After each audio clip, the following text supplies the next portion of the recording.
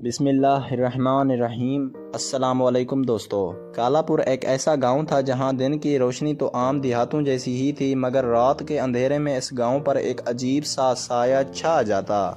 لوگ دن بھر کھیتوں میں کام کرتے، مویشی چراتے اور شام کو گھروں میں دبک جاتے۔ ہر کوئی سورج ڈھلنے سے پہلے اپنے دروازے بند کر لیتا، کیونکہ اس گاؤں کی ہواؤں میں صدیوں پرانا خوف بسا ہوا تھا۔ یہ خوف کسی انسان کا نہیں تھا، بلکہ ان بھوتوں اور چڑیلوں کا تھا جو اس گاؤں کے مغرب میں واقع ویران حویلی میں بسیرا کیے ہوئے تھے۔ یہ حویلی سیاہ پتھروں سے بنی ہوئی تھی، جس کے دروازے زنگ آلود اور دیواریں دراڑوں سے بھری ہوئی تھیں۔ ہر شام کے بعد وہاں سے چیخوں کی آوازیں آتیں، کبھی کہکہے سنائی دیتے اور کبھی بچوں کے رونے کی آوازیں۔ گاؤں کے بزرگوں کا کہنا تھا کہ یہ حویلی کبھی علاقے کے سب سے امیر رئیس کی ملکیت تھی۔ رئیس کی اکلوتی بیٹی زینب اپنے نوکر کے بیٹے سے محبت کر بیٹھی تھی۔ جب یہ بات رئیس کو معلوم ہوئی تو اس نے غصے میں آ کر اس لڑکے کو مار دیا اور زینب کو گھر کے ایک کمرے میں قید کر دیا۔ کئی دن تک زینب روتی رہی، کھانا پینا چھوڑ دیا اور آخرکار اس حویلی کے کنویں میں کود کر اپنی جان دے دی۔ کہتے ہیں اس دن سے نہ صرف زینب کی روح بھٹکنے لگی، بلکہ اس حویلی میں جو بھی داخل ہوا وہ کبھی واپس نہیں آیا۔ زینب کی چیخیں اور سسکیاں ہوا میں گونجتی رہتیں اور اس کے ساتھ مرنے والوں کی آہیں بھی اس میں شامل ہو گئیں۔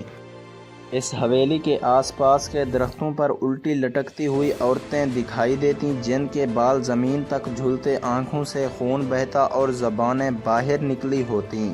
جو بھی شخص ان سے نظریں ملاتا وہ یا تو وہیں مر جاتا یا پھر اس کی عقل ماری جاتی اور وہ پاگل ہو کر جنگلوں میں بھٹکنے لگتا۔ وقت گزرتا گیا مگر گاؤں کے لوگ اس خوف سے کبھی آزاد نہ ہو سکے۔ بزرگوں نے اپنے بچوں کو سختی سے منع کر رکھا تھا کہ مغرب کی طرف قدم بھی نہ رکھیں اور رات کو کھڑکیاں اور دروازے مضبوطی سے بند رکھیں، مگر نئی نسل کے نوجوان ان کہانیوں کو پرانی باتیں سمجھ کر نظر انداز کرنے لگے۔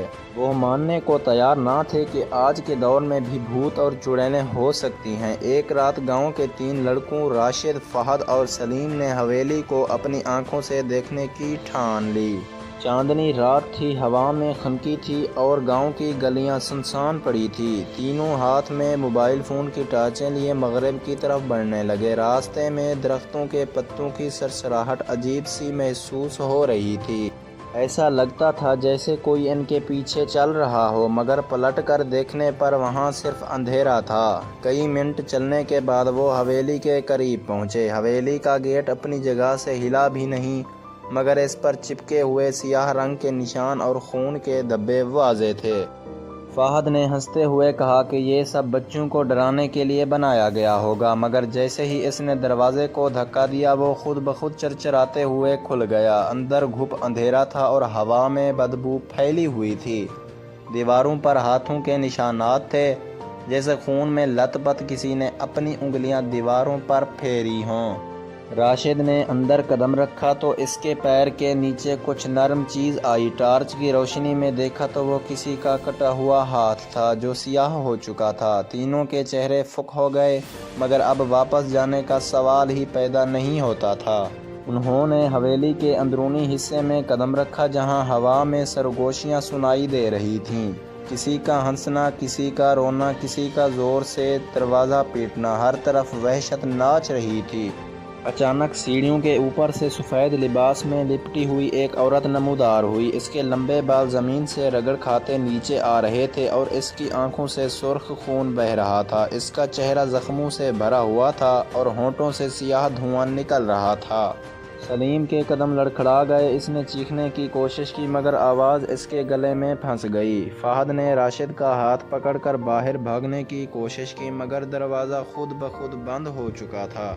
اب وہ تینوں اس حویلی کے اندر پھنس چکے تھے اور ہر طرف سے خوفناک آوازیں ان کا پیچھا کر رہی تھیں۔ اچانک ایک کمرے سے درجنوں عورتیں باہر نکل آئیں، جن کے چہرے جل چکے تھے، بال بکھرے ہوئے تھے اور زبانیں سینے تک لٹک رہی تھیں۔